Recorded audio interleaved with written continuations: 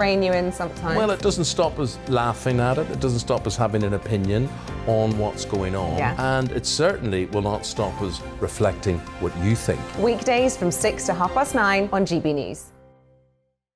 I'm Dan Wootton. Join me Monday to Thursday from 9 to 11 for the feistiest and most fun news debate on TV, where free speech reigns. I'll bring you a sharp take on the day's biggest stories, bombshell newsmaker interviews, and A-list guests. And I guarantee you, no spin, no bias, no censorship, and no reason to go to bed. That's Dan Wootton tonight, Monday to Thursdays from 9 on GB News.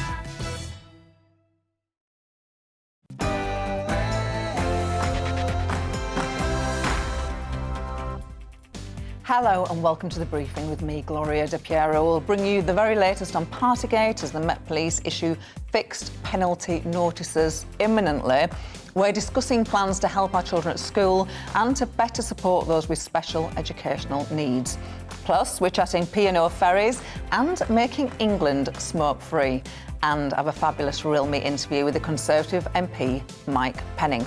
He wants us to Brexit from the Eurovision Song Contest. First, it's your news.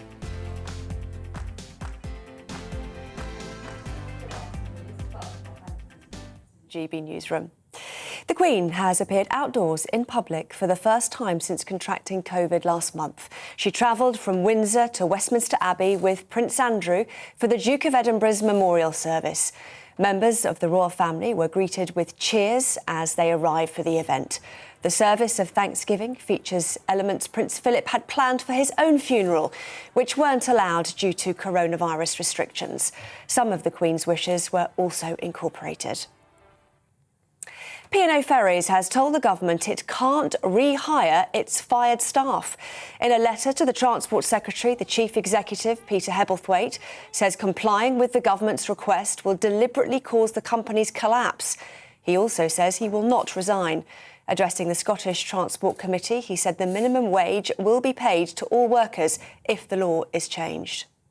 The route that runs between Scotland and Northern Ireland as a domestic route, we are required to pay national minimum wage, and we do pay national minimum wage, and we will continue to pay national minimum wage. And if that were extended elsewhere, we will completely comply with it. And this has not been about rates of pay. This has been about a fundamentally different model. The sanctioned oligarch Roman Abramovich has attended peace talks between Ukraine and Russia in Turkey. It follows claims he and 2 Ukrainians may have been poisoned during negotiations in Kiev earlier this month. The meeting in Istanbul is the first face-to-face gathering between negotiators in more than 2 weeks. Ukraine's foreign minister advised the team not to eat or drink anything and to avoid touching surfaces. Roman Abramovich's biographer, Dominic Midgley, told GB News the reports of poisoning stem from a credible source. Comes from Bellingcat, which is the investigative news website that exposed the underpants poisoning of Alexei Navalny, Putin's most prominent critic, you could argue. And obviously, truth is the first casualty of war. The idea is that Kremlin hardliners are behind this. They want to sabotage the talks. The Ukrainians and the Americans don't want to sabotage the talks, so they're sort of poo-pooing it. 20 fixed penalties are set to be issued for lockdown-breaching parties at Downing Street.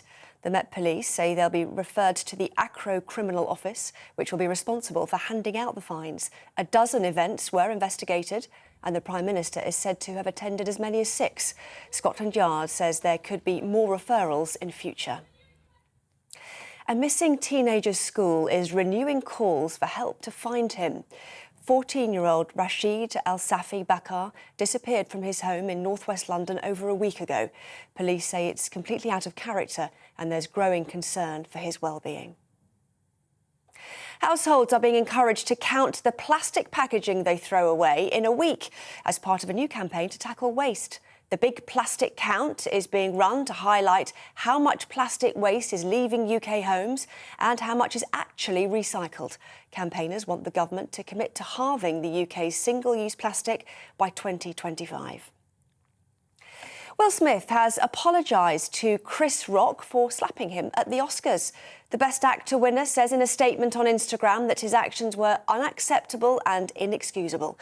Will Smith struck the comedian after he made a joke about his wife's hair. The Academy has condemned what happened and has launched a formal review.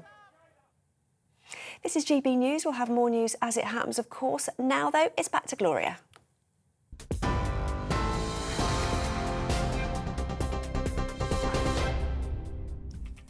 Coming up this hour on The Briefing.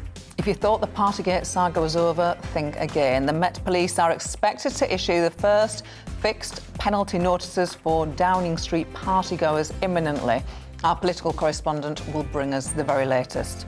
We're talking schools and support for children with special needs with Shadow Schools Minister Stephen Morgan. And Conservative MP Sir Charles Walker will join me. He wants us to move towards a smoke-free country. And the Conservative MP, Sir Mike Penning, thinks that we should pull out of the Eurovision Song Contest because it's too political and we always do badly. What do you think? Email gbviews@gbnews.uk or tweet me at gbnews.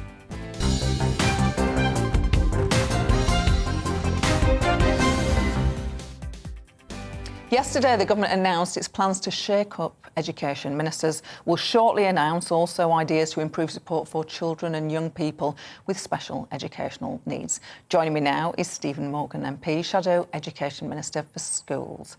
Hello, Stephen. I think it's your first time on the channel. You're very welcome. Thank you, Gloria. Good to be with you. Now, special educational needs, we expect, will receive £70 million extra to improve the system and end the postcode lottery in provision. The Teachers' Union have welcomed it. Do you?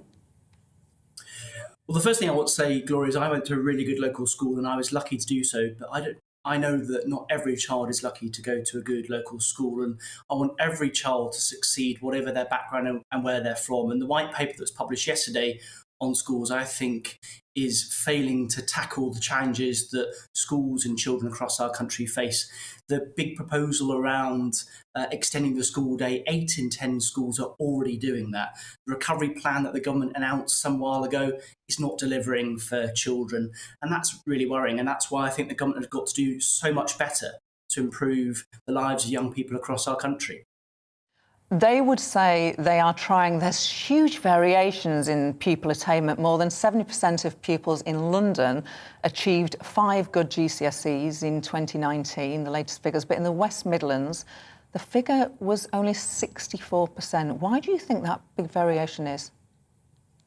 Well, I think that just shows the lack of ambition of this government. They've had 12 years to deliver improvements to education. The white paper that came out yesterday shows no ambition at all. There's so many things the government could have done and they failed. And on send, as you say, the issues are getting more complex, demand is on the rise, but ultimately the government don't have a plan at all. What they're looking to do, I think, won't even address the challenges that parents and children face. On attainment to children with SEND, what we're seeing is the gap is getting wider, not being reduced. And that's why I think the education's failing children and parents across our country. Let's have a look at funding. The government faced criticism for real terms funding for schools falling by 9% between 2010, when you left office, and 2020. An additional £4.4 billion in last year's spending review returns funding to 2010 levels, the levels that they were when Labour left office. Is that enough in your view? Well, look at what the National Audit Office have done. They've done a really important piece of research around the funding that goes into schools, and pupil numbers have gone up, but funding into schools has not been matched by that. And that's a real worry. In my own constituency, we've seen that schools have really missed out on important funding, and that has consequences. That means that teachers are having to buy Pritt sticks and pens and rulers for children. That's not right in today's society. And that's why Labour's got a real offer for communities and for schools. We want to make sure that there's real investment in children's futures. That's why we've got our recovery plan that's an ambitious plan to make sure there's mental health support in schools, that there's tutoring support available for those that need it, that there's a real plan around careers advice, so much more that a Labour government would do. But we're starting to set out more policies in due course. And you say that you want an education system, a school system, which is properly invested in. Where would you get the money from?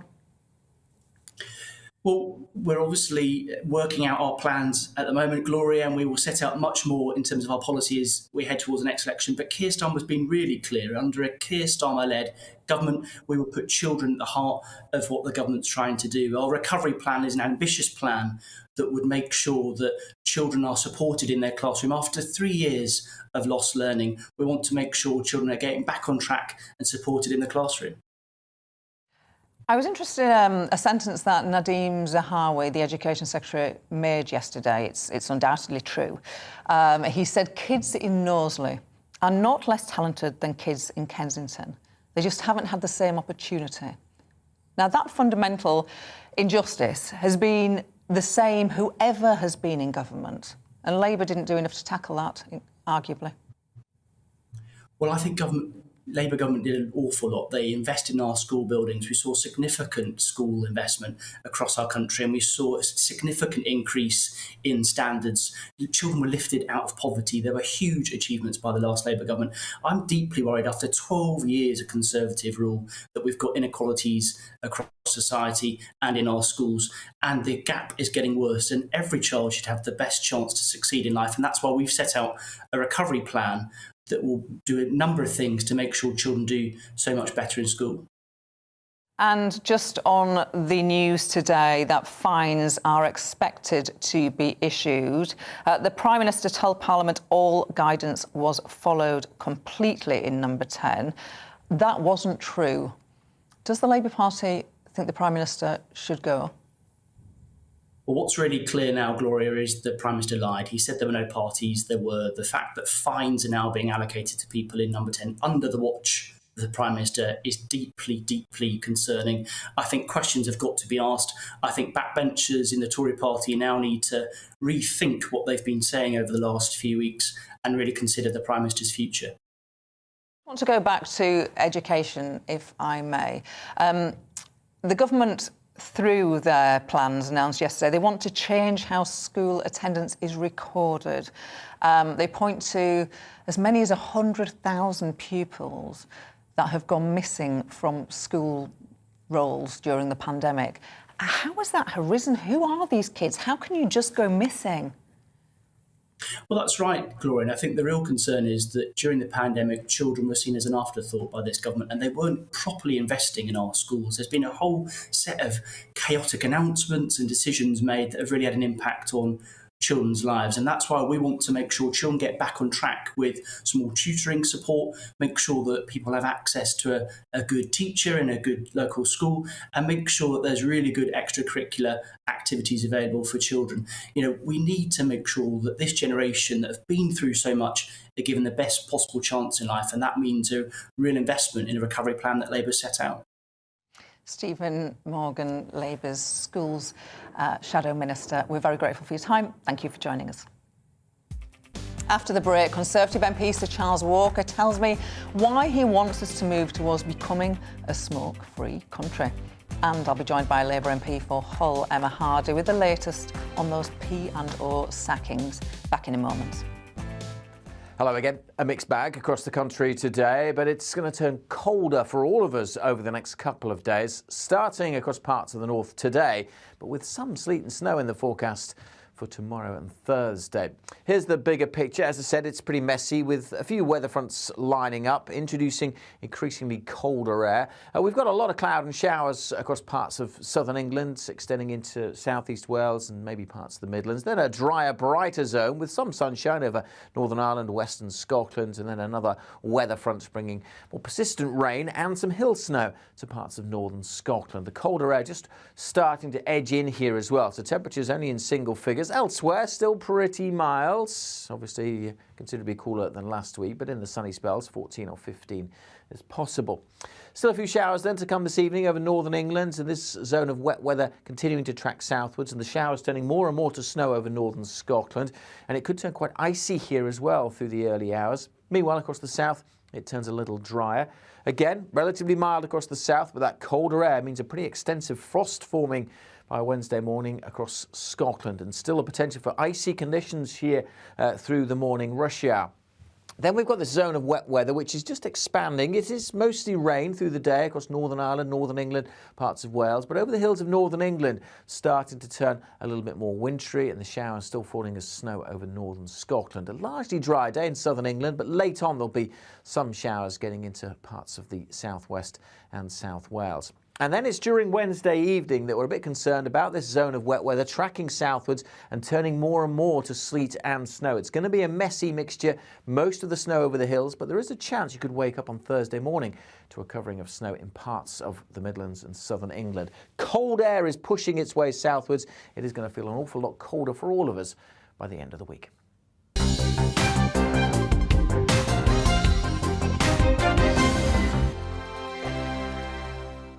GB News is the UK's home of discussion and debate from all perspectives. To stay up to date on the latest stories, make sure that you subscribe to the GB News channel right here on YouTube. You can watch us live 24/7 across the whole world. You can also check out exclusive content and catch up on previous episodes of your favourite shows. Every day, we ask the questions that you'd ask, so why not add your voice to the conversation in the comments section? Don't forget to subscribe. We are GB News, Britain's news channel.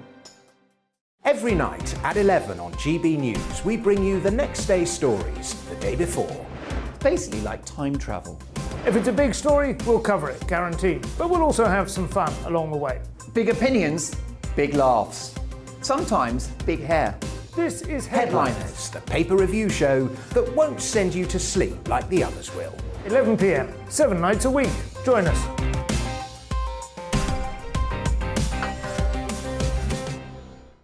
Hello there, I'm Eamon Holmes. And I'm Isabel Webster. And we hope you can join us for Breakfast with Eamon and Isabel. You make me laugh out loud, belly laugh. Is that important first thing in the morning? Yeah, absolutely. And there's me trying to be deadly serious. News is a serious business. Yeah, I have to rein you in sometimes. Well, it doesn't stop us laughing at it. It doesn't stop us having an opinion on what's going on. Yeah. And it certainly will not stop us reflecting what you think. Weekdays from 6 to 9:30 on GB News. I'm Dan Wootton. Join me Monday to Thursday from 9 to 11 for the feistiest and most fun news debate on TV, where free speech reigns. I'll bring you a sharp take on the day's biggest stories, bombshell newsmaker interviews, and A-list guests. And I guarantee you, no spin, no bias, no censorship, and no reason to go to bed. That's Dan Wootton tonight, Monday to Thursdays from 9 on GB News.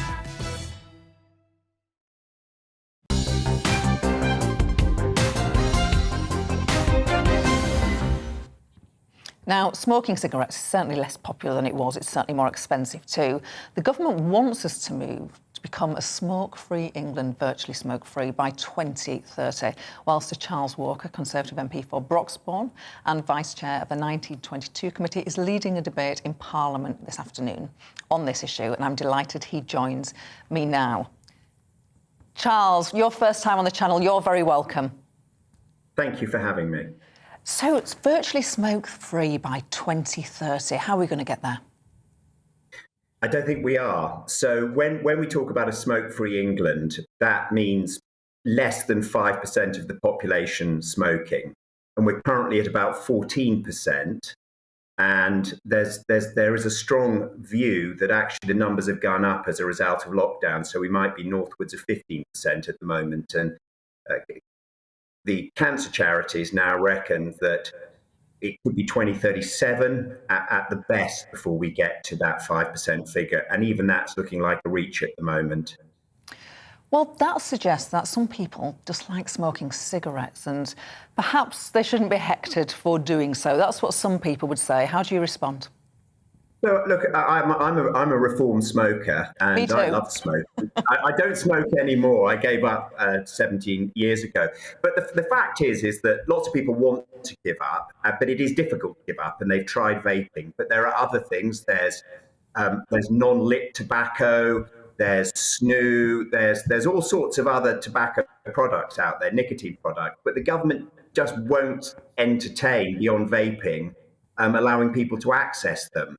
Now, in Sweden, for example, where smoking rates are now deemed to be down to 7%, there's a much wider range of nicotine products available.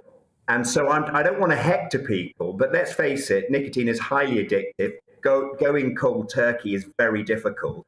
If we're serious about reducing harm, then we should allow people access to other nicotine products that are less harmful than smoking cigarettes. And are you suggesting that they should be available for free on the NHS?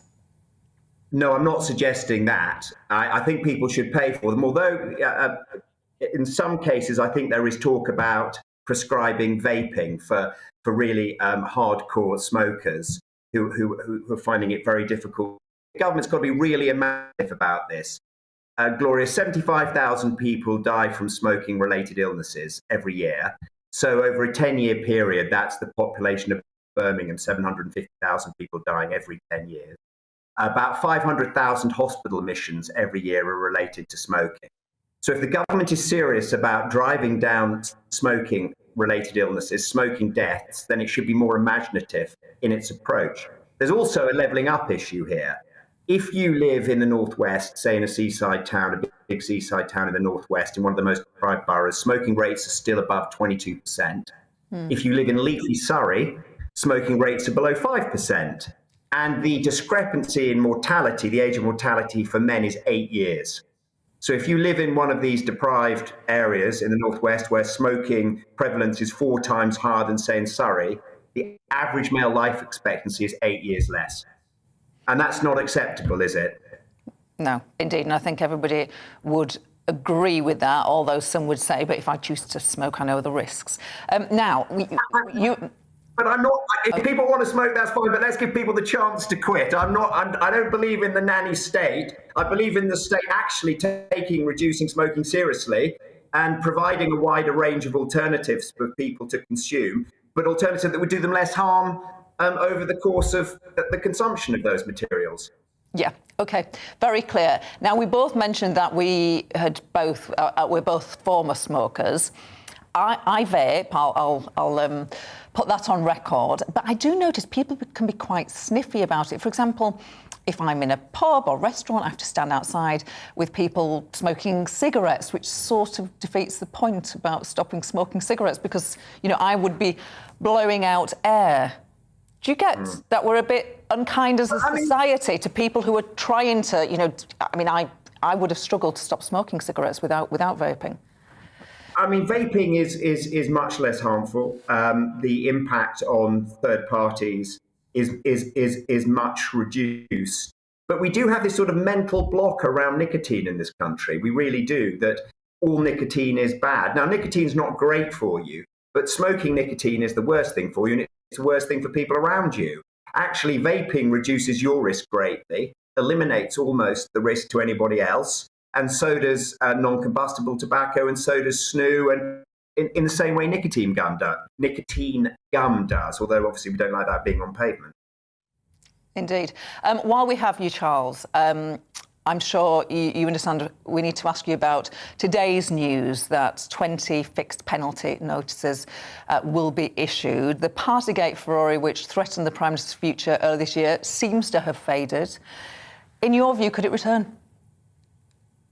I think it could return, but not at the same frenetic pace as sort of 4 to 5 weeks ago, purely because the world's attention, this country's attention, has turned to the terrible events in Ukraine that don't just risk Ukrainians' independence and obviously the terrible events that are taking lives over there, but have wider ramifications for NATO, EU, and dare I say, the world. And very, very finally and briefly, the Prime Minister told Parliament all guidance was followed completely in number 10. The opposition parties are saying, well, it turns out not to be true. The fines that are going to be issued prove that. That's a problem, isn't it? I think everybody has to take personal responsibility. The Prime Minister has to take personal responsibility for his actions, and all those people fined have to take personal responsibility for their actions. Gloria, I voted against all of this, and I would do it all again. There was a different way of doing this. We chose not to do it. Those who were the strongest cheerleaders for lockdown had the greatest obligation, in my view, to follow it, because they were subjecting all of us to lockdown, regardless of the consequences on people's mental and physical health, which was the mental health certainly was never factored into the cost of lockdown. So look, I'm moderately unsympathetic. If those people who were driving lockdowns the hardest didn't follow the lockdowns, then that leaves me somewhat irritated. But that's their own lookout. They're going to have to deal with that. They're going to have to justify their actions, and they're going to be accountable for their actions. Charles Walker, it's been a real pleasure to have you on the show today. Thank you. Thank you. Now, the news that P&O Ferries sacked 800 of their staff with almost no notice and over Zoom outraged MPs in Westminster and everyone around the country too. The company's under fire boss, who's been facing MSPs in Holyrood today and was dubbed the most hated man in Britain, has been given a final opportunity to re-employ the sacked workers in a letter from the Transport Secretary Grant Shapps. If he doesn't, the government has threatened to impose more regulations.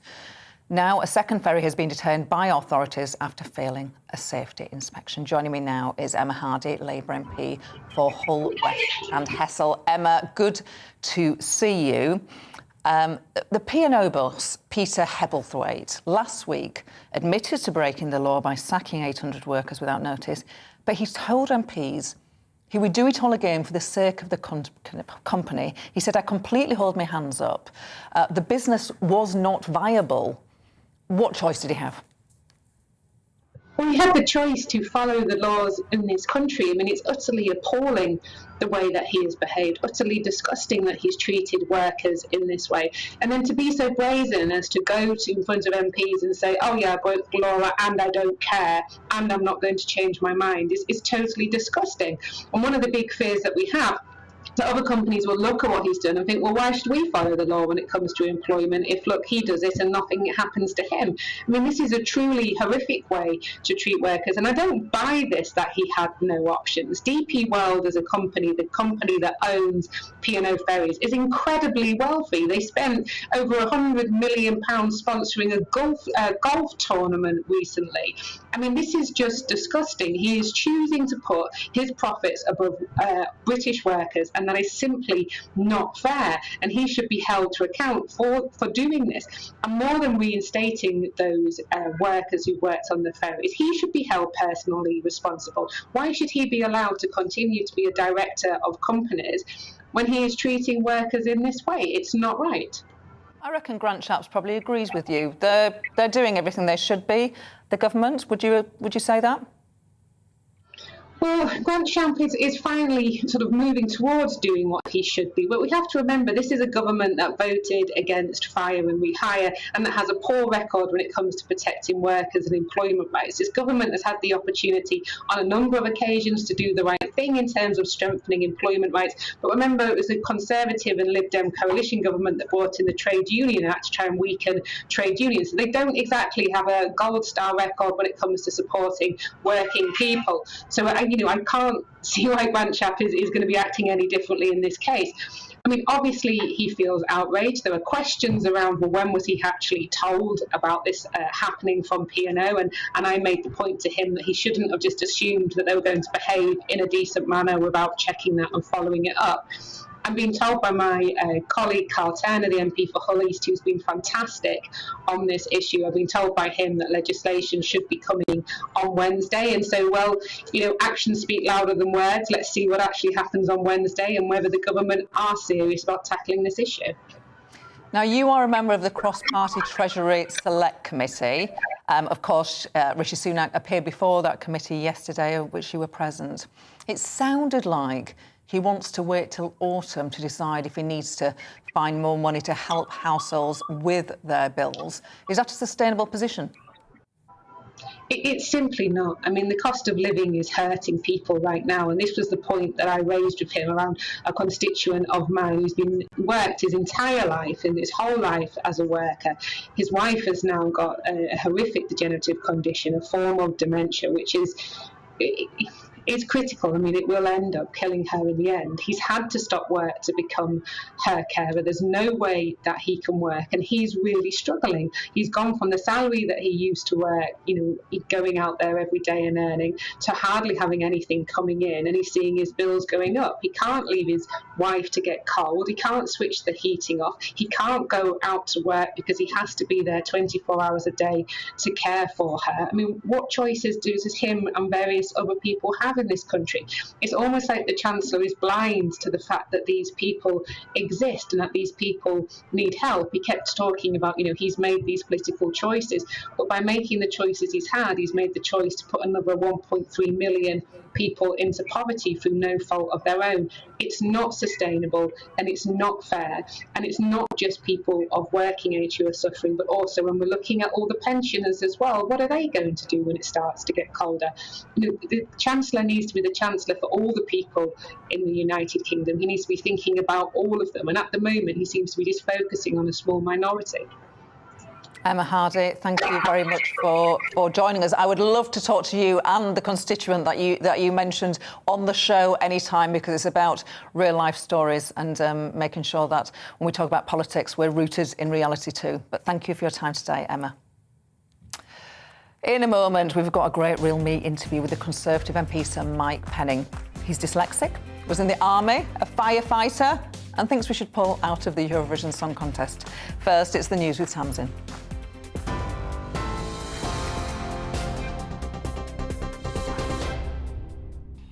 Gloria, thank you. It's 12:30. Here's the latest from the GB newsroom.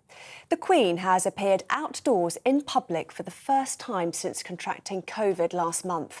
She travelled from Windsor to Westminster Abbey for the Duke of Edinburgh's memorial service. Other members of the royal family were greeted with cheers as they arrived for the event. The service of Thanksgiving featured elements Prince Philip had planned for his own funeral, which weren't allowed due to coronavirus restrictions. The sanctioned oligarch Roman Abramovich appeared at peace talks between Ukraine and Russia in Turkey. It follows claims he and 2 Ukrainians may have been poisoned during negotiations in Kiev earlier this month. The meeting in Istanbul is the first face-to-face gathering between negotiators in more than 2 weeks. P&O Ferries has told the government it can't rehire its fired staff. In a letter to the Transport Secretary, the Chief Executive, Peter Hebblethwaite, says complying with the government's request will deliberately cause the company's collapse. He told MSPs the minimum wage will be paid to all workers if the law is changed. 20 fixed penalty notices are set to be issued for lockdown-breaching parties at Downing Street. The Met Police say they'll be referred to the Acro Criminal Office, which will be responsible for handing out the fines. A dozen events were investigated. The Prime Minister is thought to have attended as many as 6. A missing teenager's school is renewing calls for help to find him. 14-year-old Rashid Al-Safi Bakar disappeared from his home in northwest London over a week ago. Police say it is completely out of character and there's growing concern for his well-being. TV, online and DAB+ radio. This is GB News. Don't go anywhere though. Gloria will be back in just a moment.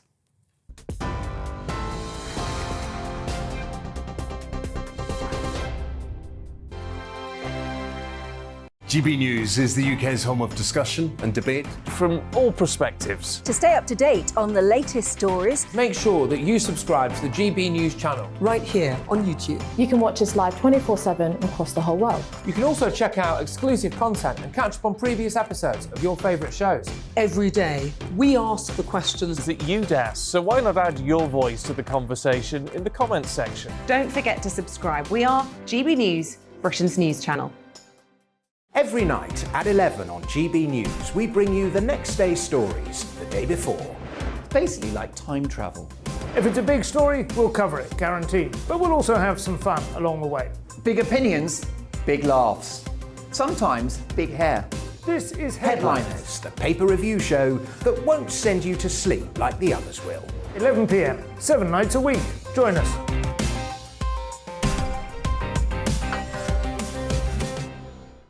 Hello there, I'm Eamon Holmes. And I'm Isabel Webster. And we hope you can join us for Breakfast with Eamon and Isabel. You make me laugh out loud, belly laugh. Is that important first thing in the morning? Yeah, absolutely. And there's me trying to be deadly serious. News is a serious business. Yeah, I have to rein you in sometimes. Well, it doesn't stop us laughing at it. It doesn't stop us having an opinion on what's going on. Yeah. And it certainly will not stop us reflecting what you think. Weekdays from 6 to 9:30 on GB News. I'm Dan Wootton. Join me Monday to Thursday from 9 to 11 for the feistiest and most fun news debate on TV, where free speech reigns. I'll bring you a sharp take on the day's biggest stories, bombshell newsmaker interviews, and A-list guests. And I guarantee you, no spin, no bias, no censorship, and no reason to go to bed. That's Dan Wootton tonight, Monday to Thursdays from 9 on GB News.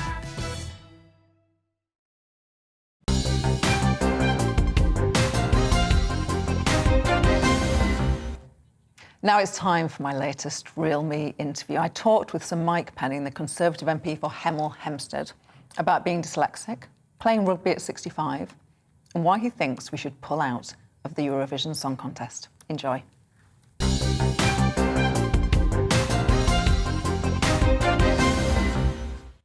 Mike Penning, you leave school, you don't go to university, you join the army. Your most memorable time in the army serving our country? Interestingly enough, right at the start, when I joined as a boy soldier, one of the things you had to do was an apprenticeship and carry on with education, even back then.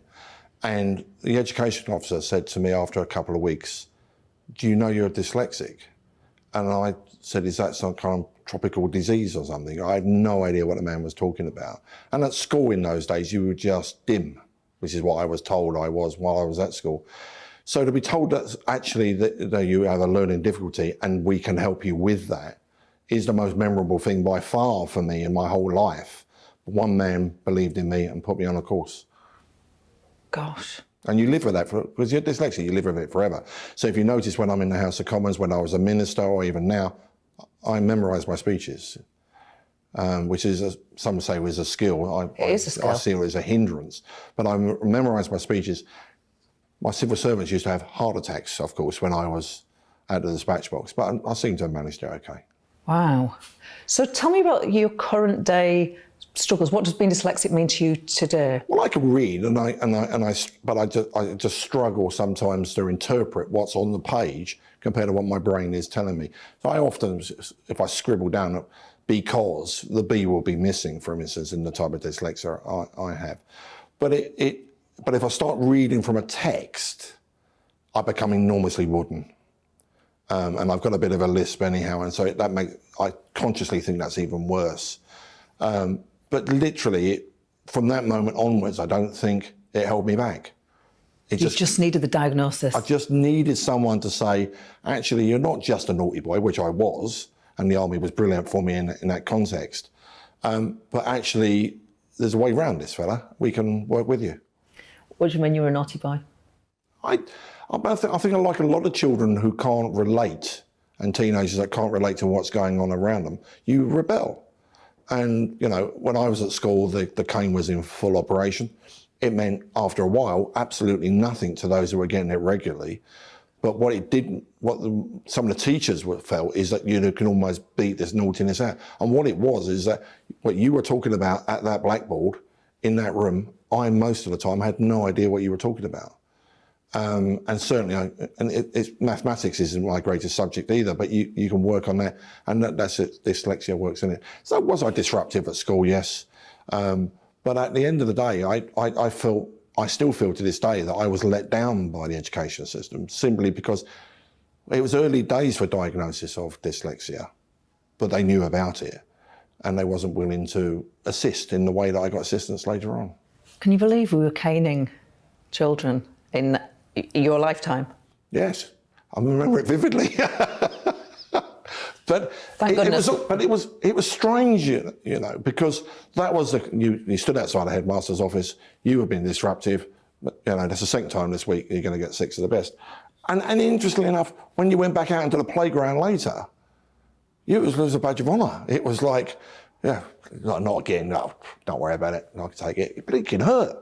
And very often when I went home, I got, you know, another dose as well. So yes, it was a methodology that was used then, but for the likes of me, never really helped to control me in any way, shape or form. What, interestingly enough, while I wouldn't take that sort of discipline particularly well, I took the army discipline almost straight away. But I played rugby, and I played rugby since I was 11 years of age. And one of the sports you have to be really disciplined in is rugby. And you can probably tell by the nose that sometimes I didn't duck as often as I should. And I boxed, and I'm well into my 20s. And discipline in the ring is absolutely spot on. And yet I was rebellious, but I would take discipline. And to this day, I know kids in my own patch, in my own constituency, that are really struggling at school, been expelled, been, you know, excluded from school. But on a Sunday morning, they're there with the other 300 kids at the rugby club, taking absolute discipline from someone they respect and doing something they want to do, because they probably understand that.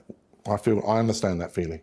So you serve our country, you leave the army, and then you become a firefighter. That is two very, very noble jobs. How hard has it been? Well, I'm no hero. Don't get me wrong. I joined the army at 16. I didn't make corporal. Well, I made acting corporal a couple of times and didn't succeed in going any further than that. And yes, I served in Northern Ireland, but so did thousands of our colleagues. And I came out of the army because I met a young lady, and I thought, right, this is not going to work while I'm in the army. So I applied to leave. I'd done enough service to get out in those days. And a couple of weeks after I came home, I was dumped. But that's life. And not being able to go home because I didn't have a particularly settled life at home with a family, I went back in. And I then went back into the Royal Army Medical Corps and re-enlisted. And then when I left a couple of years later, 3 years later, I applied for the Met Police, Met Fire Brigade, London Essex Fire Brigade and Essex Police. And Essex Fire Brigade offered me a flat if I passed my basic training. And as a single person leaving the armed forces, the hardest thing is to adjust, which is why I do a lot with veterans and trying to help as much as possible, and having somewhere, and that adjustment is often where you sleep at night. And I was so lucky that I passed my training in the Fire Brigade and got posted to sunny Basildon, where I had my first flat. And I remember it so well walking through the door. It was mine. It wasn't, it was the council's actually, but that's not the point. Being a firefighter must bring some tough experiences. I think I was lucky in that I could bring some of the experiences, weren't particularly pleasant, especially from Northern Ireland, in. The Fire Brigade was very frustrating for me. I was a qualified paramedic. We call them battlefield medics in these days. So I had skills to save people's life at the major trauma areas, and I was made in those days to take a first aid certificate because there was no civilian qualification. We didn't have paramedics on the street like we do now, thank goodness. So the frustration was there. It was very unionised. I mean, I was a branch secretary of the Fire Brigade Union. Were you a Tory then while you were a branch secretary of the FBU? I wasn't anything really. I was just Mike, and that's probably what most people think I am today, really. But one of the things I felt very hard about is that if you're a branch secretary and you're then a delegate, so you're told to do and what to say at the next stage up, and so that lasted about 5 minutes. But it was just after the big Fire Brigade strike as well, so there was a lot of turmoil within the fire service nationally. But in other ways, it was so similar to being in the army and being with your mates, because you slept on station together, because the beds were there in those days. You did a 2 days, 2 nights, 4 days off, which meant all of us had different jobs elsewhere. Terry Marsh became a world boxing champion. I went through training with him. So we all had different types of jobs, not the same as Terry though. But yeah, I loved it. But I don't think the entrepreneur in me was pushing through a little bit. I wanted to do more and more. And I was, my father's business had failed and Dad had gone and Mum took over the business. She couldn't cope. So I then helped to try and run that while I was still in the Fire Brigade, which was never going to work. And then sadly, I had an incident, as they say, and they decided that my knee wasn't good enough to carry on in the fire service, so off I went. That's life. And you go and work for the family business. While you're at the fire brigade, you're a union official for a short time, but you say you weren't anything politically. But you end up working for the Maastricht rebels when they had the whip withdrawn from them under John Major. You go on to work for William Hague. You then work for Ian Duncan Smith. What happens between I was just Mike to... really just fate, interestingly enough, and luck. I was still in a full-leg cast. I knew I was going to almost certainly be out of the fire brigade. And I wrote, never met the guy, never knew anything. Someone said to me, why don't you write the MP and see what help is out there available? I had no idea. And I just wrote to a guy called Sir Teddy Taylor, who was the MP in Southend. I'd never met him. He wrote back, and I still got this letter today. He had typed the letter personally on an old clunk-click typewriter, which people forget, if you hit the key really hard, you punched a hole through the paper, especially on O's and P's and things like that. And this letter had a cigarette burner in the other, because Teddy could smoke 70, 80 Dunhill a day, literally, chain smoked, and a coffee stain in the other side. But one paragraph said, I've no idea how I can help, but let's try. And I gave his pass back in 2005 when I became an MP. Interesting. He then introduced me to a guy called Henry Macquarie, who was then the political editor at the Express. I didn't know at the time, I'd never even thought about it, but I was writing copy for people in their name. So Teddy, I would send press releases out. And then Henry was turning around and saying, well, I'll pay you for that copy. We'll do this, do this. I became a freelancer in the press gallery. And ended up, just by coincidence, looking after those that had lost a whip. Teddy lost a whip not over Maastricht so much, over Europe afterwards, when we were called Eurosceptics. And I must admit, I'm a little bit Eurosceptic.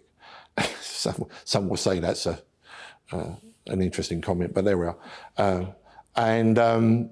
He then introduced me to people like Teresa Gorman and Tony Marlowe and Nick Budgeon, Sir Richard Boddy, John Wilkinson, and Richard Shepherd, who we lost. And without any choice, Mike, will you handle all the media and all the coverage?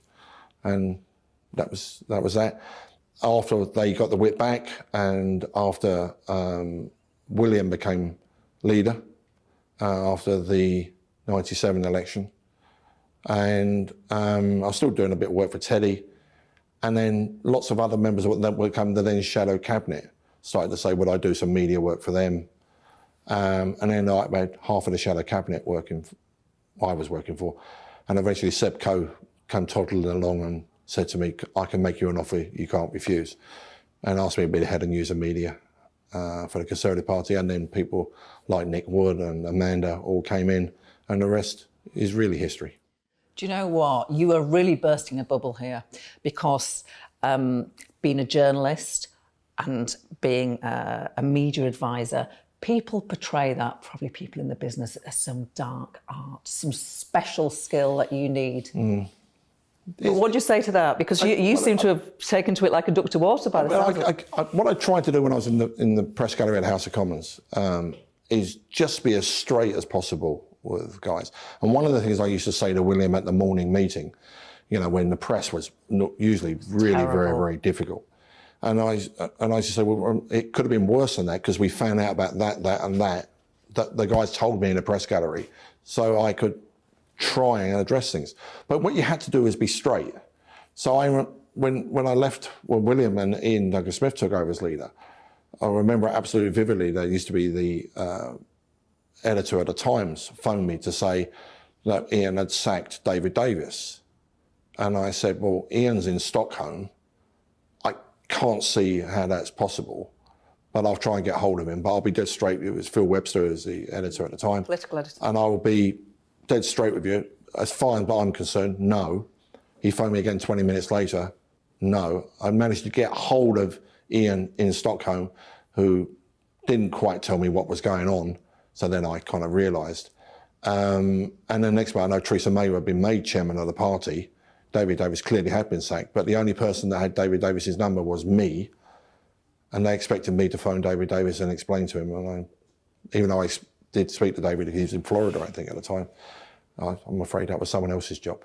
And then I went and apologised to Phil Webster, because I had misled him. unintentionally, but I had misled him. And I think that you gain respect for people if you're straight. As a minister, when you make mistakes, I think you can't make mistakes every day of the week, but when you make mistakes and you say, I've made a mistake, and this is, I think people respect that. I hope so. You were a minister. You've done a number of jobs. I was interested in something you said in Parliament quite recently. You were talking about British Sign Language and how when you were Minister for the Disabled, you were trying to promote that, but you got constant pushback when you were a minister. I assume that was your civil service. It was mostly Treasury on my own civil servants, because everything you say in the parameter of being a minister, especially as a junior, I think I was a Minister of State at the time, so I was a Deputy Secretary of State to Ian, interestingly enough, Ian Duncan Smith. But when you propose something or you're trying to push something through, everything goes through the prism of Treasury and costs. And they kept arguing that the cost implication of having a fourth language, which British Sign Language is now going to become in the next few months, will happen, hadn't been costed and this couldn't happen, etc. And I said that you don't understand. For these people, it's their only language. So some people will be able to lip me. It's quite difficult lipping me, not least because of the lisps, but and I use too much slang as well often. But for someone who is signing, that is their only language. And you're excluding them in society from the whole group of people. You can't get an O-level in BSL, you can't get an A-level, and you will now. Because with the help of Rosie, and to be fair, Chloe Smith, the minister that's got the job I was being pushed back on. And the reason I think we've managed to do it is that the Disability Act is much stronger now than it was. And so there was no money resolution for the backbench bill that went through the other night. And so we'll get it through. 18th of March, it will come back to the Commons for its last report at third reading, goes to the Lords, and will be law by the summer. I'm absolutely convinced of that. I was looking at other things that you had been doing in Parliament. I'm thinking about in May 2021, you tabled an early day motion stating, as the UK has left the European Union, the UK should now leave the Eurovision Song Contest. Do you stand by that? Absolutely, because the Eurovision Song Contest is the most political thing that would touch most people's lives. I mean, we all sit and watch it. We all know we're going to come last. You all know that Greece is going to vote for Cyprus and the whole of the Eastern Bloc until what's going on obviously recently. But at the end of the day, I don't think that many of the British public know that we pay for the Eurovision Song Contest. So how? The taxpayer? The taxpayer pays for it, and that's the only reason that we're always in the final. We can't not qualify for the final. We qualify for the final. So countries pay for their place? Yes. Now, other countries that don't pay so much have to go for a qualification, and so they don't get into the final.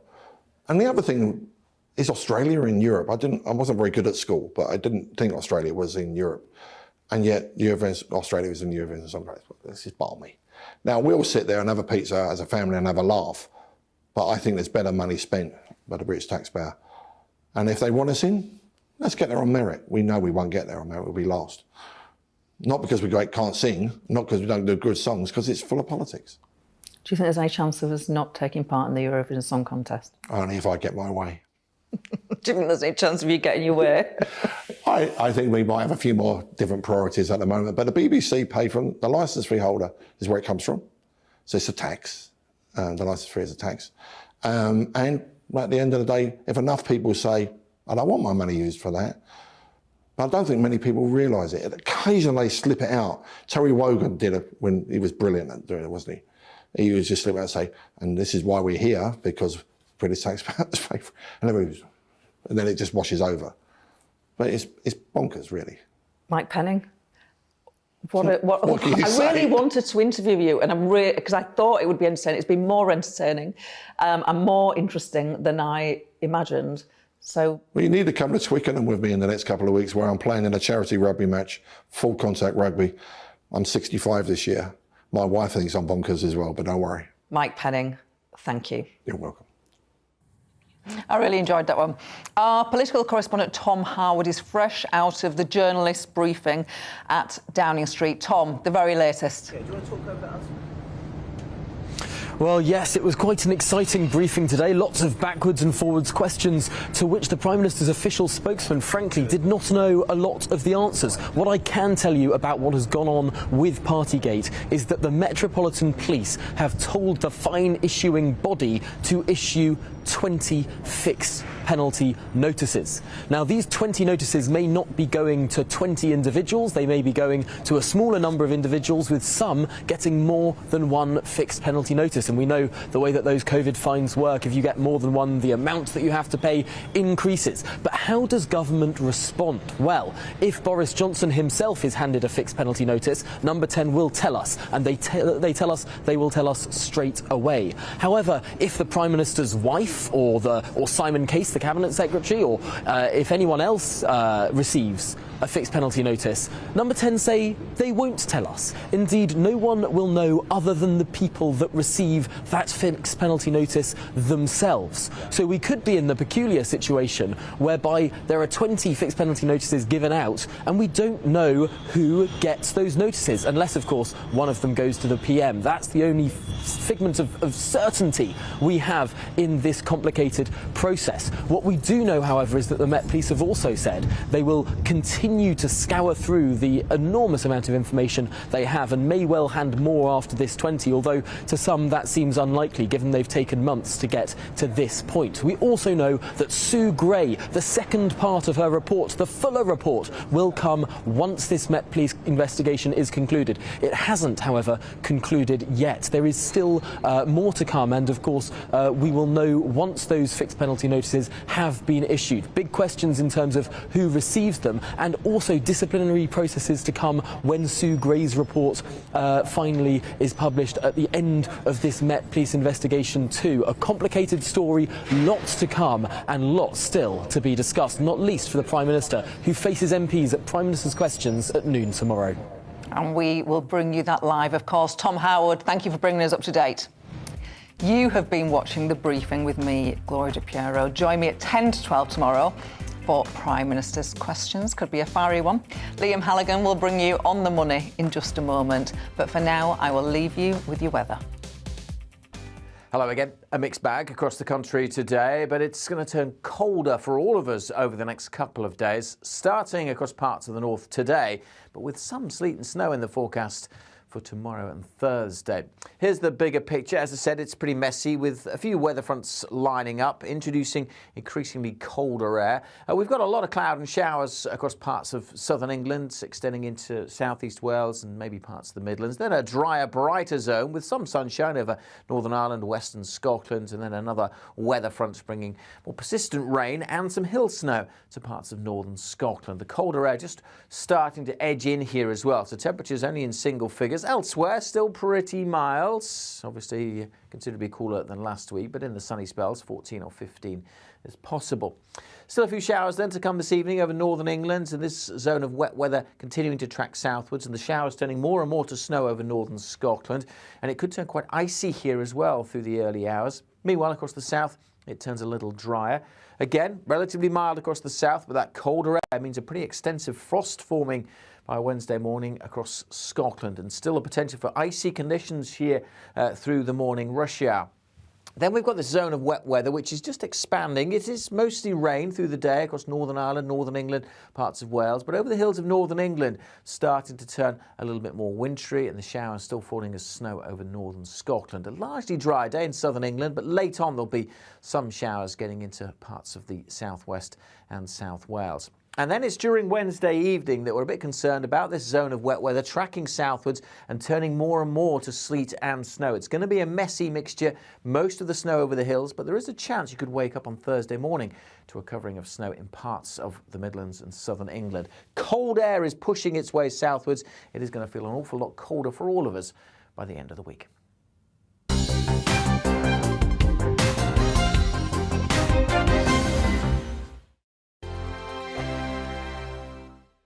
GB News is the UK's home of discussion and debate. From all perspectives. To stay up to date on the latest stories, Make sure that you subscribe to the GB News channel. Right here on YouTube. You can watch us live 24/7 across the whole world. You can also check out exclusive content and catch up on previous episodes of your favourite shows. Every day, we ask the questions That you'd ask, so why not add your voice to the conversation in the comments section? Don't forget to subscribe. We are GB News, Britain's news channel. Every night at 11 on GB News, we bring you the next day's stories the day before. It's basically like time travel. If it's a big story, we'll cover it, guaranteed. But we'll also have some fun along the way. Big opinions, big laughs. Sometimes big hair. This is Headliners, the paper review show that won't send you to sleep like the others will. 11 p.m, 7 nights a week. Join us.